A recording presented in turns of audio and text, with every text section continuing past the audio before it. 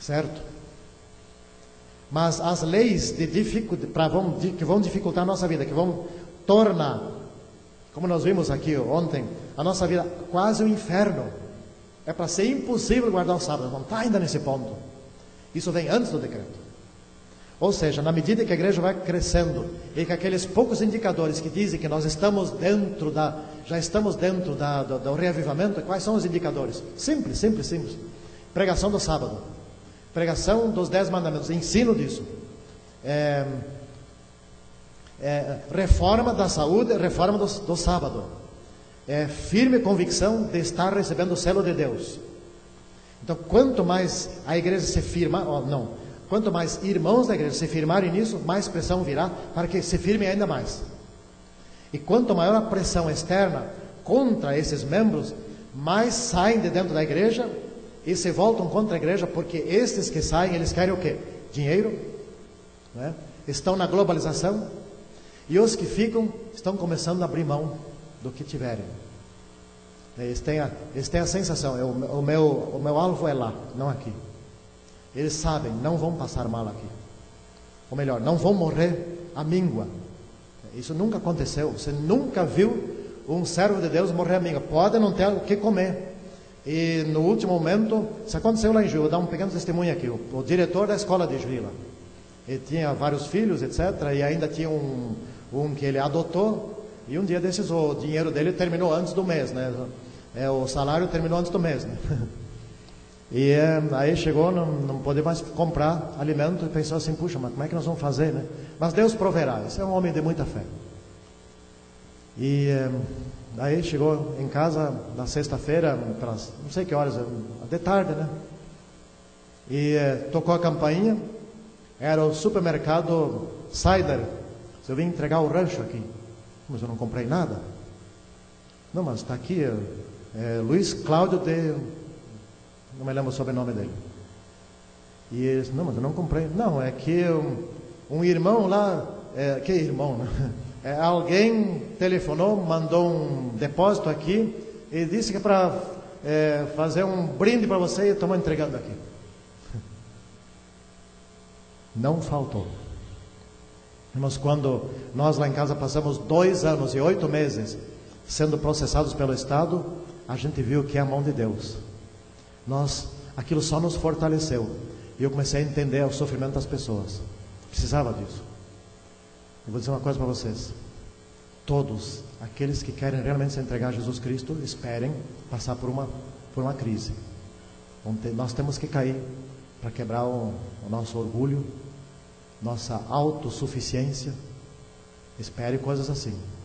A não ser que você seja tão humilde que não precisa disso. Eu não fui. Eu tive que cair. Paulo teve que cair do cavalo. Cada um cai de um jeito. E agora nós lá em casa somos humildes. Quero dar só um pequeno testemunho.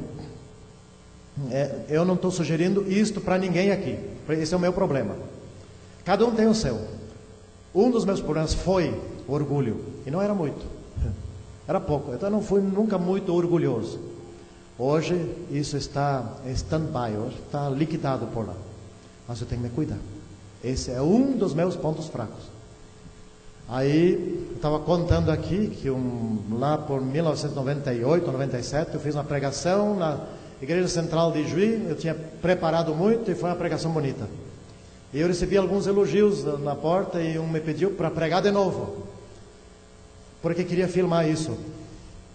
E aí sim que eu preparei, mas preparei mesmo. E aí, em vez de... Eu até fui com uma papeleta junto com as coisas anotadas, e bem na frente tinha um roteiro que eu queria seguir fielmente. Quando eu me levantei, eu misturei as coisas lá, não achei o tal do roteiro. Enquanto estava falando, passei folha por folha de um lado para esse lado, depois voltei e o roteiro não estava lá. Eu perdi. Isso me chateou, né? Eu comecei a pregar. Foi a maior confusão. Nem no meu primeiro sermão que eu fiz, que eu sou uma pessoa extremamente tímida, eu sou tímida ao quadrado, ao cubo, né? Aos 20 e poucos anos era tão tímido que jamais viria aqui na frente para fazer o papel de poste. Não, nem arrasto. Se fosse me arrastar, via o banco junto. E aí, não sei se vocês conhecem um pastor que se chama Márcio Guarda. Alguém deve conhecer esse sujeito aí. Esse é o homem mais cabeçudo do mundo, porque ele me dobrou. Não existe ninguém mais cabeçudo que ele. Eu sou mistura de russo com alemão. E essas duas misturas formam o tipo mais cabeçudo que existe, cabeça dura que existe. Ele veio lá em casa. Sigberto, ele me fez uma proposta totalmente indecente. Sigberto, você tem que ser professor da escola sabatina dos jovens. Eu disse, o quê? Nunca na vida. Eu resisti de tudo que é jeito. Finalmente o homem não desistia. Não sei quanto tempo ficou lá. Tem que sim. Eu não vou. Tem que sim, não vou. Tem que sim, não vou. Eu disse, eu vou. Mas para ele ir embora.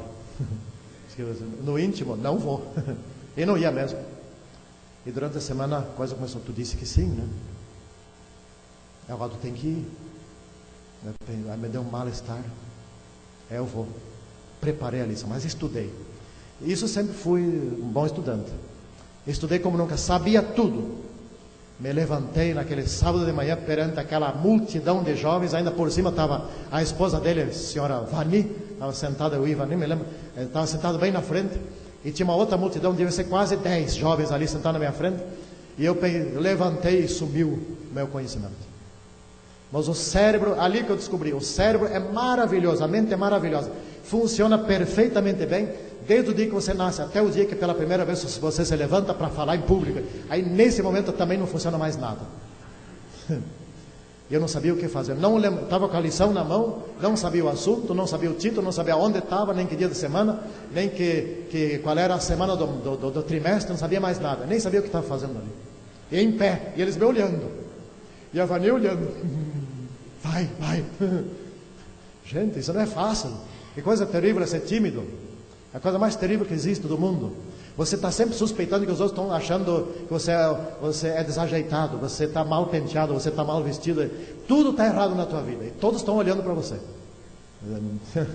Eu sei o que é ser tímido. É terrível isso. Aí eu olhei, tinha um quadro. Era numa sala de aula, tinha um quadro. Eu olhei, não tinha nenhum giz. Disse, não tem giz aqui. Está aqui o giz, a Vani. Bom, agora eu tive 2 problemas. Primeiro, que eu não sabia o que falar. Segundo, o que eu faço com o giz? Bom, enfim, comecei a falar. Se eu não entendi nada do que eu falei ali, muito menos os outros. Foi o maior fracasso da história do universo. E aquele sermão que eu fiz aquela vez foi pior. Eu aprendi uma coisa. Eu fui por conta e risco próprio. Para o segundo sermão eu não orei. E eu senti o que é não ter o Espírito Santo. Irmãos, eu sabia muito mais que antes. Eu dominava o assunto. Estava tudo aqui. Naquele momento eu não estava. Me lembrei, depois, mais tarde, de um tal Foz. Acho que o sobrenome dele. Não me lembro o primeiro nome, Foz. Ele recebeu uma visão. Era para contar a visão. Não contou. Conta a visão. Não conta. E foi, até que o Espírito Santo se retirou dele. Daí ele quis contar a visão. Não falou nada, não saiu. Daí Deus chamou Ellen White, né, em lugar dele. Irmãos, sem o Espírito Santo, o que é o revivamento? Aliás, então, concluindo essa história, uns tempos depois, uns 2 anos depois, eu era acadêmico de administração, e o que veio a ser o futuro reitor depois, me convidou para ser professor, auxiliar, eu ainda nem era formado, para uns cursos de regime de férias. Eu pensei assim, bom, já sou professor da escola sabatina, o que me custa também ser professor de universidade? Mas eu sou fruto da escola sabatina. E os jovens que estão aqui, que tem um pastor jovem, todo jovem devia ter um encargo dentro da igreja. Se não tem cargo para todo mundo, às vezes se diz, mas tem tanto cargo, né? Não. Cada um tem que ter algo para fazer dentro da igreja, por 2 motivos. Primeiro, porque espiritualmente isso é positivo. E segundo, profissionalmente